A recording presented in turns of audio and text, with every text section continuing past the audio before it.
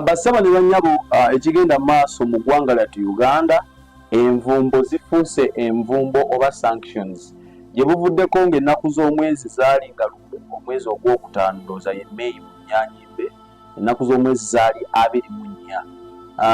Aba United Kingdom baavaayo ne bateeka envumbo ku bantu bano basatu wammanga, okuli omukyala amanyikiddwa nga Honorable Anita Among Anet, mukyala Engineer Moses Magogo akulira akakiiko akaddukanya omupiira mu ggwanga lyattu Uganda, ate nga ye mubaka wa Buyende East mu Parliament.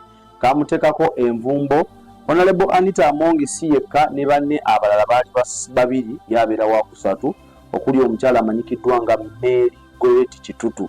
Mary Goretti Kitutu afubutuka naye mu Eastern Uganda, mukyala mubaka wa Parliament owa Manafwa District.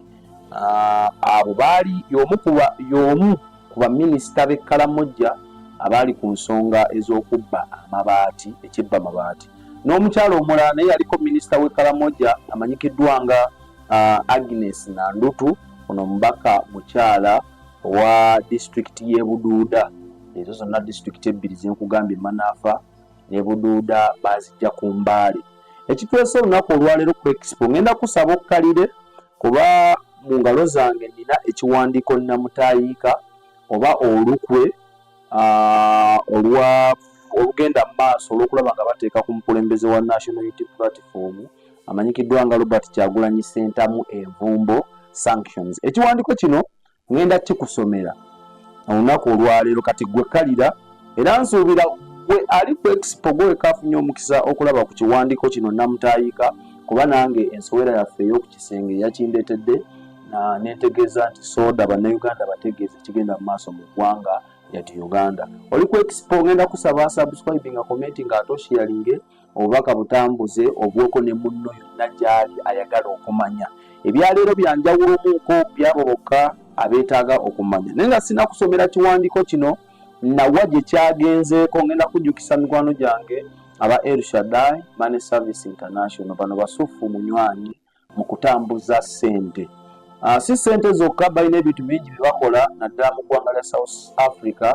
Besigye balina restaurant osobola okulya emmere eyaffe eno ennansi, balina saluuni osobola ogendayo ne bakusiba. Abantu abakusiba nga munyumya olulimi lwe mutegeera, okitegeera kuba balina customer care nsufu, balina bannayuganda aboogera olulimi lw'osobola otegeera n'oluzungu n'ennimi endala nnyingi ez'omu nsi eyo eya South Africa. So beekwate, ate gwe ayagala okusasula bino mazzi, simanyi njagala kusasula TV, njagala kulaba Expo, njagala kugula data via omutimbagano, beekwate bagenda kuba nga bakwasaganya ensonga ezo. Ennamba zaabwe ziri wansi awo, beekwate. Ngenda kuba nkujjukiza n'abalala awo naye ndowooza katutandike. Ensonga za sanction zatandika ng'ezisaaga, naye wenjogerera kaakano mmwe abatagoberera mawulire zatuuse ne ku floor ya Parliament. Okutuuka ku floor kyaddiridde Honorable Anita Among we baali bakamuteekako sanctions neeno United Nations, ndowooza muzimanyi ensi ezigwa mu United Kingdom, abasinga tutegeera Bungereza, London. Twali tuli awo wayitawo ebbanga ttono ne ensi emanyikiddwa nga eya United Arab Emirates okuva mu kibuga kyayo ekisinga okuba ekiganzi, Dubai, nabo ne bateeka ku sipiika w'eggwanga lyattu erya Uganda envumbo. Nabo ne bamugamba tokkirizibwa kubaako kintu kye wenyigiramu, kutambuza nsimbi, kukola ki mu nsi yattu. Era n'akawunti zonna zaalina ne baziteekako ekinyiga, okitegeera. Kino ensonga eno yabanudde omukulu chairman wa National Resistance Movement nga ye Yoweri Kaguta Museveni, president w'eggwanga lyattu Uganda, n'avaayo n'asaba IGG oyo abeera kalisoliso wa gavumenti. Era nina omukisa okutegeeza oba ye mukyala amanyikiddwa nga Betty Olive Namisango Kamya, ono yaliko presidential candidate ng'alina n'ekibiina kye, wabula oluvannyuma lw'okwesimbawo ne bitatambula bulungi yasalawo ne yeegatta ku NRM era kati akolera mu gavumenti. Yamuwandikidde ebbaluwa ng'amusaba atandike naye okunoonyereza ku nsonga zino ze bagamba, kuba Bungereza yavuddeyo n'etegeeza nti Honorable Anita Among alina accounts ez'ekyama mu banka ez'enjawulo mu ggwanga lya Bungereza. Era ne batutegeeza nti Honorable Anita Among takoma kubeera na banka, manya akawunti eziriko obutitimbe bw'ensimbi, alina n'ebizimbe mu ggwanga lya Bungereza. Akawunti zino batutegeezezza nti babadde bazikozesa, ekyabadde kyasinga ozikozesa kwe kusasulira abaana be school fees abasomera mu ggwanga eryo.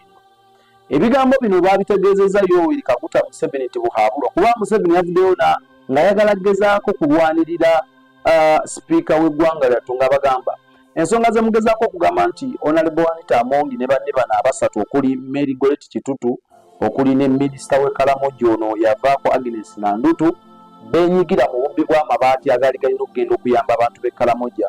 Museveni abategeezezza nti mmwe ab'Abungereza temulina kunoonyereza kwe mwakoze nga mmwe, wabula mwasinzidde ku kunoonyereza okw'e Uganda. So eyo ensonga Museveni ey'amabaati n'agikubamu ebituli.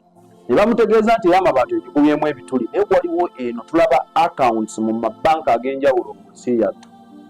Museveni n'agamba njagala mukole okunoonyereza ku accounts ezo tulabe oba kituufu Anita Among abirina. Era bw'aba abirina atunnyonnyole gwe nga gwe omuntu wa wansi ojja wa ssente ezo n'owuninga properties ez'enjawulo mu ggwanga lya Bungereza. So awo we tutuuse ensonga eri serious. Ebadde eyogeza ab'oludda oluvuganya gavumenti ebisongovu nga bagezaako okwenyumiriza ku kintu kye baakola kuviira ddala ku mukulembeze waabwe Robert Kyagulanyi Ssentamu.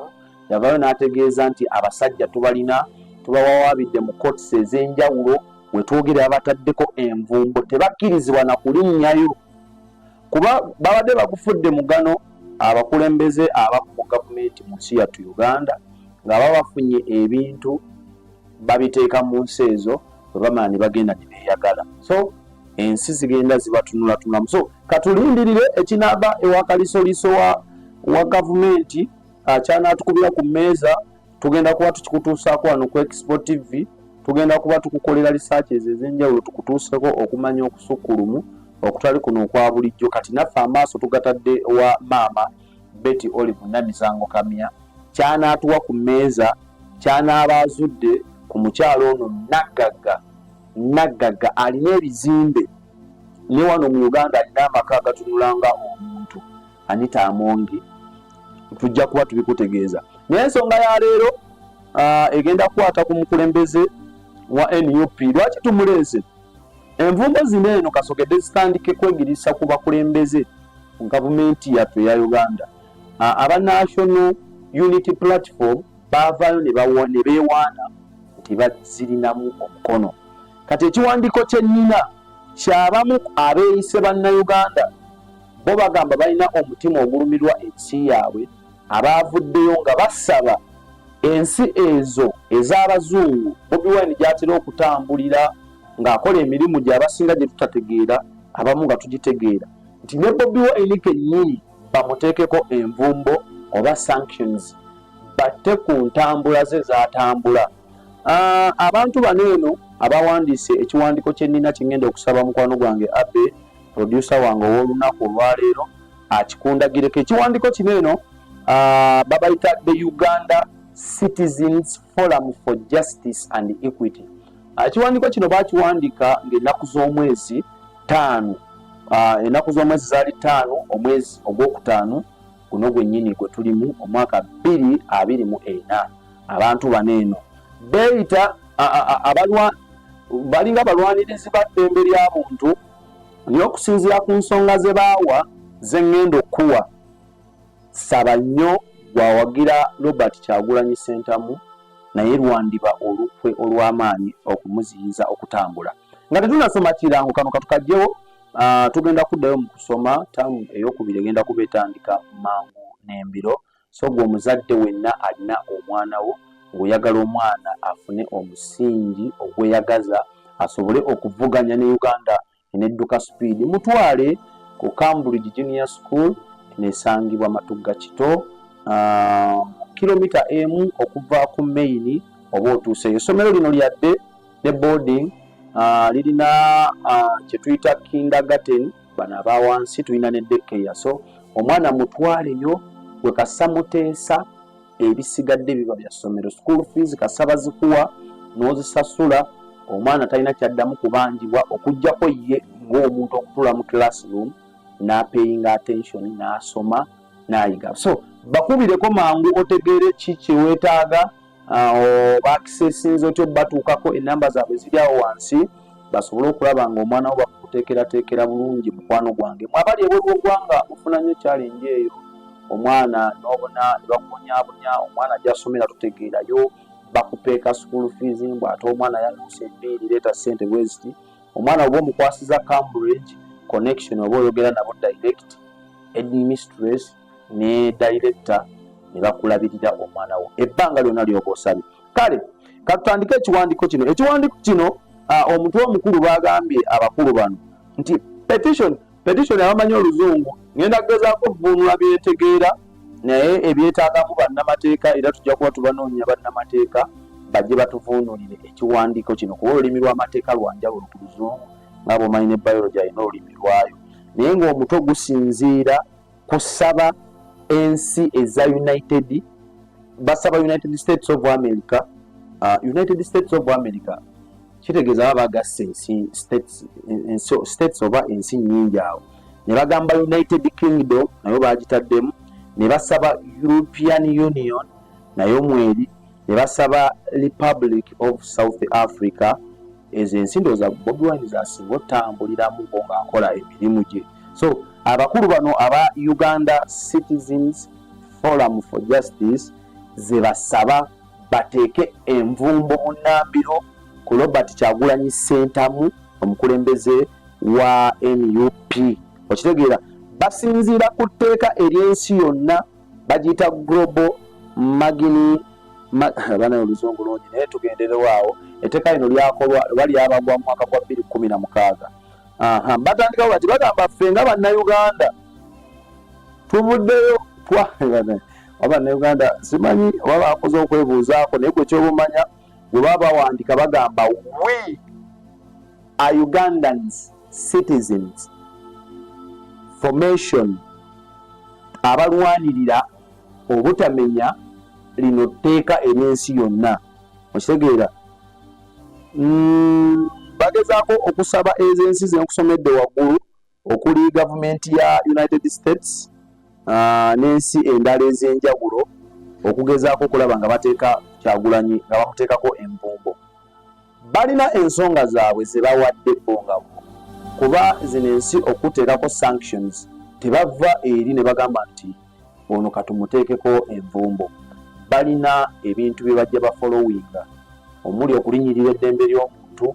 Mujjukira omukulu amanyikiddwa nga eyaliko former IGP abeera IGP Inspector General of Police mukulu Kale Keihura, naye bwe yakyusibwa bwati ne bawaamu Okoth Ochola naye ne bamuteekako envumbo ezitali za ngeri emu. So ne bano nga banakuteekako sanctions basinzira ebintu bingi, okozesa bubi esente z'omuwi w'omusolo, otulugunya bannansi, kukitegeera. So ne bano abakulu bavuddeyo ne baleeta ensonga kambale 1 2 3 4 5 6 7 8 9 10 baleese emisango ejja nnagomola 10 Bobi Wine jazze yenyigiramu nga mu butereevu alina okuteekebwako envumbo senga banoonyeza ne balaba nga kituufu. Ensonga esooka twagiyise sexual assault of women, kukabasanya. Ndowooza bikola byakwegaddanga ku bakyala. Saba tebakoma ku statinga wabula baani bagenda mu details ne bannyonnyola bagamba mu mwaka gwa 2021 nga akalulu kayinda mu ggwanga lyattu Uganda, mujjukira nga katambula wano baataddewo abantu 3 bengenda okusaba abe obere standby okubampa okuli Robert Kyagulanyi Ssentamu, oyo ye principal wa NUP, omukulu amanyikiddwa nga David Lewis Lubongoya, ono ye General Secretary wa National Unity Platform, kw'ossa Ssaabakunzi oba omukulu akulembera pulogulamu ya Kunga mu National Unity Platform, omugole Federico Nyanzi Ssentamu, nti tickets ezaabo abaali bagenda okuvuganya okwesimbawo mu bifo ebyenjawulo okuva ku mutendera gwa mbaka wa parliament paka ku bifo ebya local government, that is okuva ku chairman LC5 paka ku chairman LC1. Ebifo bineeno mbu omuntu okumuwanga kaadi yali alina okusasula ssente.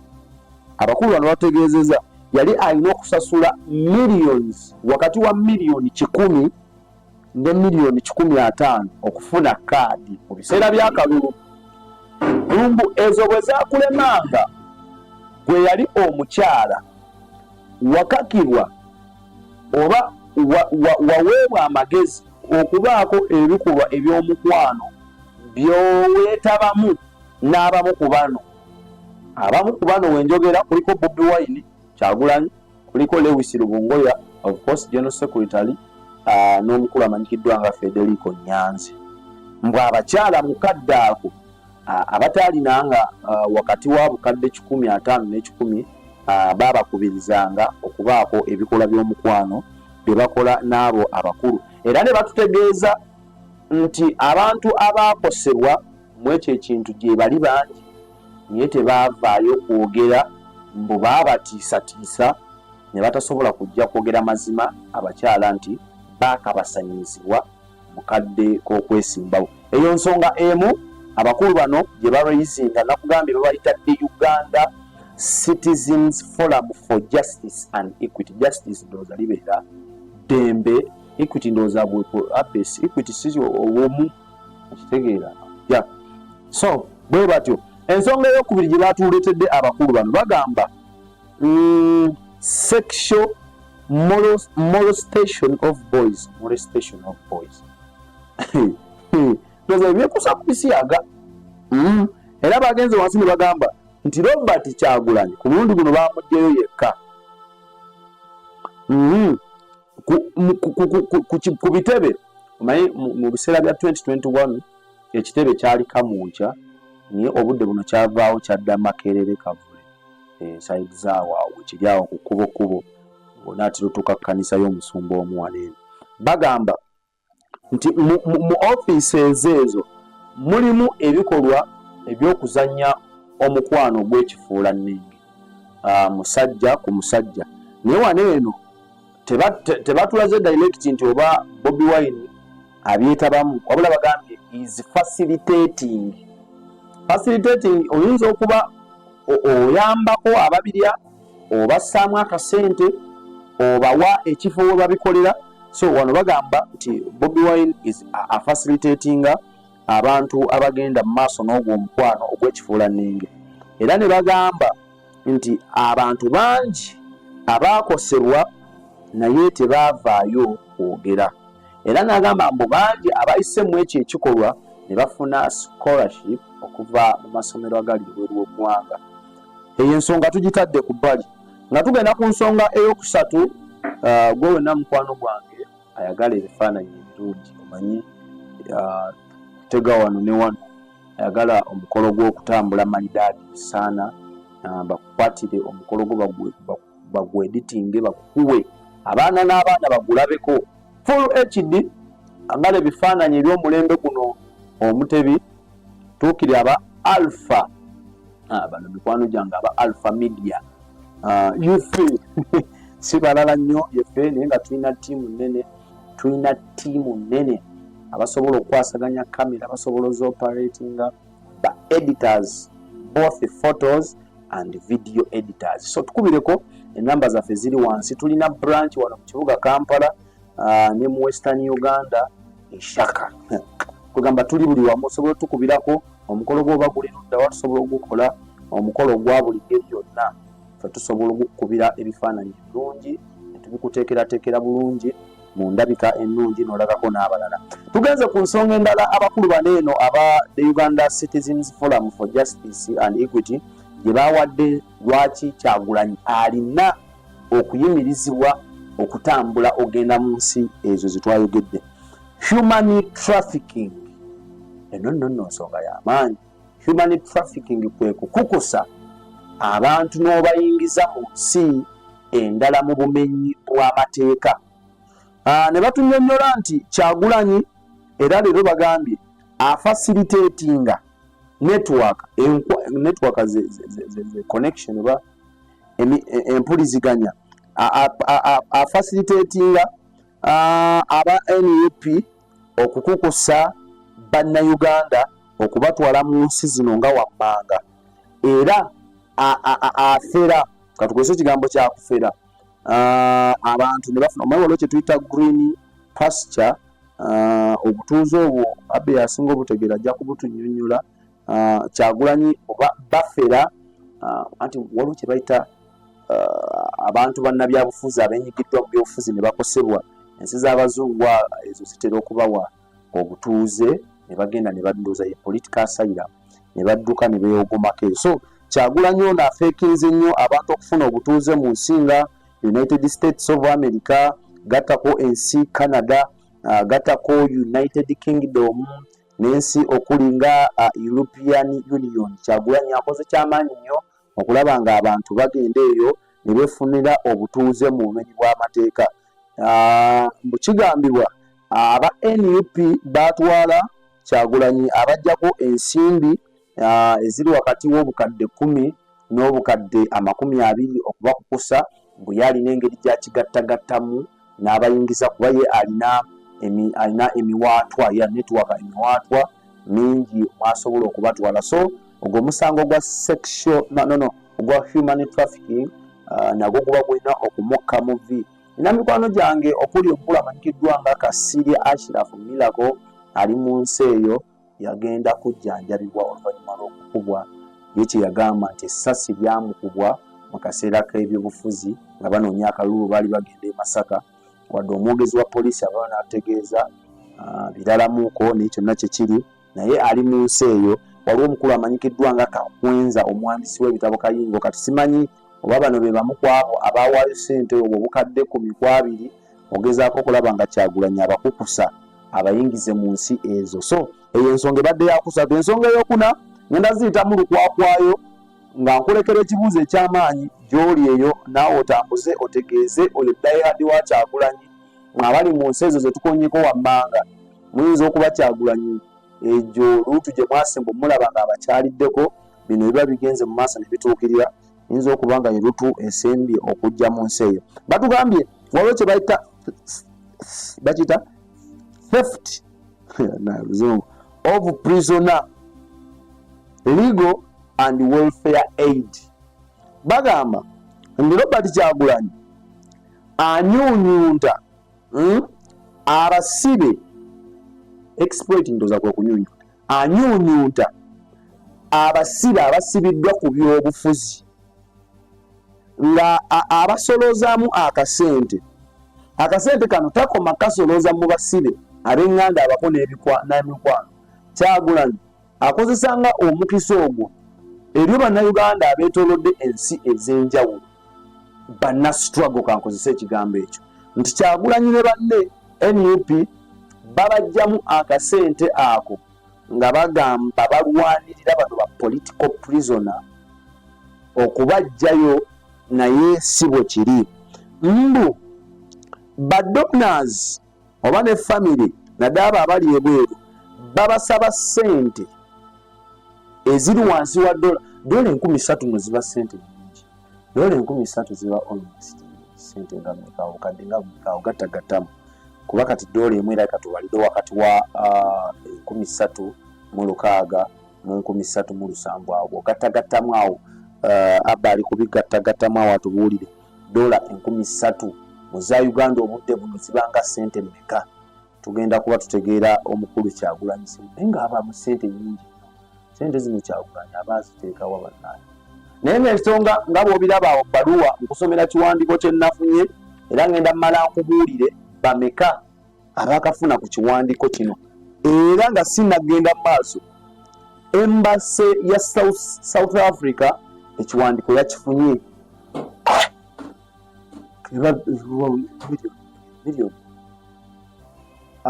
miliyoni emu naye kati omuntu asibiddwa anyway miliyoni emu zabasaba okugezaako okulaba ng'abalwanirira okugezaako okulaba ng'akola ki abalwanirira abasibe. Ne batutegeeza neeno nti Kyagulanyi ensonga endala balina kye bayise abuse of office. Office ki Kyagulanyi ono gy'abusinga? Abakulu batutegeezezza nti Robert Kyagulanyi ofiisi ye mwatuula agikozeemu obutitimbe bw'ensimbi. Ndowooza ofiisi eno ofiisi abakulu simanyi oba wano tekuba kuyingirira kuba ofiisi ye ziri tumaze nterezaamu zibeera miliyoni 11 okitegeeramu emitwalo 10 awo kiri eri $3 $3,000 mbuzi ajja ku bantu. Bobi Wine akozesa bubi ofiisi ye okitegeeza mbu asaasaanya ensimbi ng'atambula eŋŋendo abakulu no bali siriasi okusinga nadde ndowooza ekiwandiiko nadde sinnakigwa mu byenda naye gye ŋŋenze nga nkigwa mu byenda kyongedde okunnyumira. Asaasaanya ssente ono agambye $6 okutambula eŋŋendo ezitalina za makulu ezitagatta oba ezitagatta kwani simanyi. So okukozesa obi ofiisi ye naye ateekebweko sanction. Naye njagala kutegeeza ofiisi eno ofiisi ya kibiina ekya National Unity Platform ngeza kye kibeera n'obuyinza obwenkomeredde ku nkozesa watya omuntu gy'alina okugikozesaamu atuddemu era balina obuyinza obwenkomeredde okukyusa okuggyako n'okuteekako omuntu yenna. Batugamba mbu Kyagulanyi ono illicit asset acquisition endowooza era kusaka nsimbi kunyuunyunta bannayuganda. Kati ono ne batugamba Kyagulanyi ne baleeta ebizimbe byalina okuva mu mwaka gwa byafunye mu bbanga lino ery'emyaka almost emyaka 3. Simanyi abalina obukakafu obwenkomeredde naye ngenda kusaba ebintu bino bye tusoma olunaku olwaleero ababivunaanyizibwako babayita the Uganda Citizens Forum for Justice and Equity. Adresi yaabwe eraga Kampala bweyogerere Kirinnya Road gye basinziira okukwasaganya emirimu gyabwe. So for any kyoyagala omanya kyonna oba olina obbatuukirira si bya expo wabula nze ekiwandiiko kyantuuseeko nga nina okikusomera. Kyegede mukwano gwange so togamba nti aba expo bagudde otalo sematalo ku principle no. Tusoma kiwandiiko ekyazze ku mmeeza yaffe ate ebiwandiiko nga bino eno ebyekusifu ebigenda maaso mu ggwanga lyattu Uganda tugenda kuba tubatuusaako mugenda kubanga mumanya ebintu bingi oba oli awo twakugamba ebintu bingi bannayuganda bibabuusa amaaso bye bayita ku ggulu tugenda kuba tubikutuusaako. Abakulu bagamba nti Kyagulanyi alina apatimenti ebuziga alina ekizimbe ebuziga kiriko both residential and commercial kitegeeza ebisulo ne business ebuziga. Takoma kuba na buziga alina apartment block Enaalya era nakyo kiri both residential and commercial. Alina apartment Namugongo era nakyo residential and commercial. Alina acres 8 ez'ettaka Egaruga. Mbwezo za family use ndowooza azikozesa yenga ne family. Ne batugamba Kyagulanyi ebintu bino byensoma bo bagamba abifunye mu period ey'emyaka gino gye yakeegatta si mu byobufuzi azisaaki kuba olugendo lwa Bobi Wine olw'ebyobufuzi lwatandika mu mwaka gwa 2017 omwezi gwali around gwa Mundaawo bwe yalondebwa mu by election eyaliyo ekyaddondo East n'agenda mu parliament okukiikirira ng'addira mu bigere omukulu yali amanyikiddwa nga Kantinti owa FDC. Yazuulibwa nti alina ebitatambula bulungi mu kalulu ke. So Bobi Wine awo officially bwe yeegatta mu byobufuzi, naye bano bagamba bino ebyobugagga byensoma Kyagulanyi abifunidde wakati w'omwaka 2021 n'omwaka 2024. Kitegeeza kyekiseera kya switchingidde okuva ku mutendera ogwa bwaka bwa parliament n'agenda okuvuganya ku ntebe ya okutwala eggwanga lyattu Uganda. Alina square miles 2 mponye ekyo kiba kinenemuuko. Alina square miles 2 engoma oba kisangibwawa eyo nayo for family use. Mbu Kyagulanyi alina essomero, kati no twambuse no tulinye ennyonyi. Kyagulanyi alina essomero mu province emu mu South Africa nga si ndala Pretoria. Alina essomero ekyo ne bateekako for commercial, era essomero of course libeera lya commercial. Ne batugamba alina takoma kubeera na Pretoria, alina ennyumba Durban eyo kirira South Africa. Mukadde wange wa El Shaddai ngenda kusaba onoonye ku bizimbe ebyo tulabe nga tufuna bwina asingako awo. Kibagamba for family use only. Ennyumba ndowooza bw'aba abuuse n'agendako mu maserengeta g'olukalu lw'omwana w'omuddugavu abasobola okugenda awo n'anyumirwamu obulamu n'akyusa ku gundi. Ne batugamba alina ekizimbe ekya bizinensi nga kino kisangibwa era mu Johannesburg, South Africa. Takuma ku njaleeta nno ne bagamba alina amaato agavuba 27 ebusaabala. For that one I can agree nga sose na kunoonyereza kuba Bobi Wine aludde mu business eyo ate alina neyo One Love Beach esangibwa ebusaabala. Kuliko businesses nyingi nnyo zagenda akolerako okuli hotel eyo, restaurant kweri, alina ekifo waateekerateekera meetings ez'enjawulo, abakola receptions z'embaga. So kyo I can agree nga sose na kwenoonya. Alina bagambye ekira kyalina n'ebineno ebimu bye baataddeko Bobi Wine abadde nayo for so long, naye simanyi lwaki abasajja babireese. Ne bagamba alina ennyumba ebusaabala. Eno ennyumba eri next to One Love Beach ya family use. Ennyumba n'agamba Bobi Wine Bobi Wine abbe okuzuza police gyendaba akasajja kagagga kavundu. Ne bagamba alina ennyumba mu Texas, that is United States of America, eyo for family use only. Alina ennyumba mu Los Angeles, California, United States of America, eyo ya family use. Alina ennyumba mu Stuttgart, eyo German, Bugirimani, abakulu bategeezezza nayo alinayo ennyumba. Alina ennyumba mu London, that is United Kingdom, Bungereza, eyo ya Holiday House, bagitumye Holiday House eba ya luwummula. N'abeera n'ennyumba mu Mombasa, wano okumpi ku mulirwano e Kenya. Mombasa alinayo ennyumba bweyo ya business. Ne batugamba alina ennyumba mu United Arab Emirates, mu kibuga ekimanyikiddwa nga Dubai.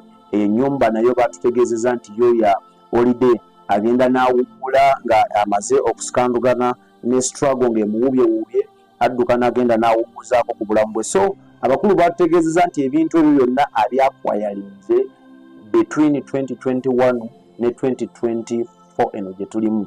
So bagamba ezo zonna azinyuunyuuse mu struggle kosa ne bannayuganda abalwanirira struggle. Okitegedde? Twongera tukyali ku kiwandiiko ky'abakulu kye bawandiise nga bagezaako okulaba ng'omukulu agezaako kuba alekera okuzumba. Waliwo kye bayise travel ban. Mbu Kyagulanyi anyuunyuuse NUP agikamye ekonziibye ye tafaayo lwaloose nti kantambule ng'endeka eno olw'okuba alina paasipoota ne visa. Akuba bukubi kasimu ng'agamba enkya ngenda. Atambulira mu tulina kye tuyita first class. Ezo zonna expense azinyuunyunta banna struggle. Okumala bano abakulu bakambwe bavudde kulumirwa bannayuganda ne bagenda ne munda mu National Unity Platform ne bagamba nayo bagirumirwa, tebaagala Kyagulanyi aginyuunyuute. Kati essaala yaabwe eriki? Bagamba baagala ensi ezo ze boogeddeko waggulu okuli United States of America, United Kingdom, European Union, Canada ne South Africa. Loza era gwe tusomye wano eno okusinziira ku bye tulabye ze zimu ku nsi zasinga okubeeramu n'ebintu bino bye boogedde okuggyako gye sirabamu wano UAE tebagitaddeemu. Bo bagamba baagala freezing ndoza kwe freezing eno mu lulimi lw'okunnyogoza luba ekintu ne kikwatirawo bwe kiti. Baagala entambula za Kyagulanyi bazirinnye ku nfeete mu bwangu n'embiro alekere okutambula. Baagala n'ebyo byobugagga byalina mu nsi ezo zonna bikwatibwe kwe kuvubibwa. Okitegedde kuba bagambye nti Robert Kyagulanyi afunye ebyobugagga ebisukka mu 17 mu nsi ez'enjawulo. Ebimu biri mu mannya ga mukyala we ebimu biri mu mannya ga mukyala we. Ne bagamba Kyagulanyi alivinga obulamu obw'okwejalabya. Ayambala n'anyuma yekosa ne mukyala we banyuma nnyo sente z'omusolo naddala ali mu National Unity Platform bazinyunyunse. So baagala bikolweko bunnambiro. Okitegedde baagala akomezebwe. Baagala akawunti eno y'ensonga eringa esembayo. Accounts ez'enjawulo Robert Kyagulanyi Center zalina mu nsi yonna bazifreezing oba kuliko ki kyonna ekiriko bakikwate. Batuleetedde ensi ne bank ez'enjawulo Kyagulanyi zalinamu account. Batugambye Kyagulanyi alina account mu Bank of America eyebeera United States. Ne batugamba Kyagulanyi alina account mu Wells Fargo Bank esangibwa mu United States of America. Ne batugamba Kyagulanyi alina account mu City Bank United States of America. Ezo banka za mirundi esatu ezimu ku banka ez'amaanyi mu ggwanga lya America azirinamu account. Ne batugamba alina account mu banka emanyikiddwa nga Emirates National Bank eno ya Dubai. Ndoza wulira akagambo national mpawo kuwannanya ebeera nga banka ey'ensi. Emirates National Bank of Dubai agirinamu account. Ne batugamba alina mu Ned Bank eno esangibwa mu South Africa. Zonna baagala baziteekeko bazifreezing kuba zijjuddemu ebyobugagga nfofoolo, kujjuddemu akasente. Kyagulanyi kanyunyunse mu bannayuganda, kanyunyunse mu basibe, kanyunyunse mu struggle ne mu pate ye.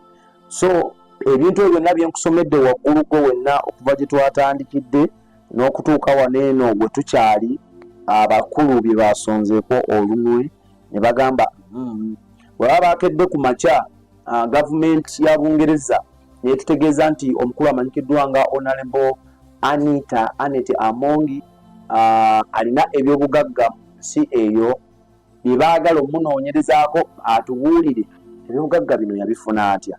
Ne bamuteekako envumbo. Lwaki tebakozesa kyekimu ne bateeka ne ku Robert Kyagulanyi Center? Omukulu yagambye wano wansi nti ekyo ekiwandiiko kye tubaweereza ssebo kiri well documented. Kitegeeza bakitaddemu buli kikalunda oba bwino amala okuluma Bobi Wine okusinziira ku bo. Era ne bagamba okusinziira ku kuno batadde basis for further investigation. Kitegeeza n'okunoonyereza bakulaga bakyakola ki, bakyanoonyereza. Kyagulanyi alina okukalibwa kuba bo balaba information eno gye bakollectinze ne gye bakyamunoonyerezaako emala okuluma Tata Solomon, Tata Shadrack, Tata Shalom, Tata Suubi obutaddamu kuzunga oba kutambula kugenda mu nsi ezo. Ekiwandiiko kino ne kiteebwako omukono omukulu amanyikiddwa nga Sserunjogi, ono nga ye Executive Director era yakisayininzeeko for the behalf of the Uganda Citizens Forum for Justice and Equity. Basindise copies ez'enjawulo, emu ne bagisindika ow'omukulu amanyikiddwa nga Her Excellence Kate Eyre, ono nga ye British Commissioner asangibwa wano mu ggwanga lyattu Uganda, Kampala. Oyo Commissioner wa British asangibwa wano mu Kampala. Ne baweereza n'omukulu amanyikiddwa nga His Excellence John Sadiq, ono abeera AU European Union Ambassador, ono asangibwa mu Uganda waneeno, asangibwa ku kizimbe ekimanyikiddwa nga Crested Towers kiri mu masekati ga Kampala. Ne basindika ne kopi endala omukulu amanyikiddwa nga ano bagisindise wa the Consulate General of Canada mu Uganda, Jubilee Insurance House enesangibwa ku Parliamentary Avenue mu kibuga Kampala. Ne basindikira n'omukulu amanyikiddwa nga Her Excellence Lulu Shingwana, ono ye Commissioner omukulu owa Republic of South Africa mu ggwanga lyattu Uganda, nga asangibwa e Nakasero ndozera mu Uganda waneeno. Ekiwandiiko kino nze nno ate munayi Expo TV okumanya tuli balalamuko, kopi gye twafunye eri signed and received by, era stamp eriko ekulaga South African High Commissioner, ye kopi gye tulinako. Kitegeeza ono omukyala amanyikiddwa nga Her Excellence Lulu Zingwana, kopi eno yagifunyeeko dda, era ekiwandiiko kino kimulimu 5, era wenjogerera kyemmanyi baligiyisaamu maaso nagikubaganyamu birowoozo. N'abalala bangi gye basindise kopi, era kyemmanyi ziraka zaatuuse, naye be tuli assure nti zaatuuse yo y'omukyala High Commissioner w'ensi ya South Africa asangibwa wano e Nakasero. So gwe wenna ayagala Robert Kyagulanyi Ssentamu essaawa okekuma vivi osabe, kuba ssaawa yonna yandifuna ekkoligo ery'amaanyi obutaddamu kutambula oba oli awo nakwakisesinga ebibugagga abakulu bano bebagezezaako okulaba nga batutegeeza. Bote butambudde olunaku olwaleero. Eno ye Expo TV, enamba zaffe enkuyanja wezirawo wansi, osobola otukubirako in case of anything. Ne bw'oba oyagala kulanga naffe still jangu, oyagala tuwa information etali ya ngeri emu, comment section yaffe already ebanzigule, osobola otukubirako ne tukwasaganya. Tulidde okuwuliriza ne bakadde baffe bonna benkutegeezezza be tukola nabo beesigwa okukira bwe wali otegedde, ensonga lwaki tukolaganye nabo ebbanga eryo lyonna. Ngenda kusaba subscribinga, commentinga, sharinga ate yongerayo, oba oli awo neyanditaaze okumanya amanye. Badde ne mukwano gwange Abe producer abadde mu byuma okulaba nga atema ensonga zino zikutuukako my dad sana, nange kennyini nentulawo omwana soda. Eno Expo TV, Mukama Katonda omulungi abatukuumire. Expo TV, to the world.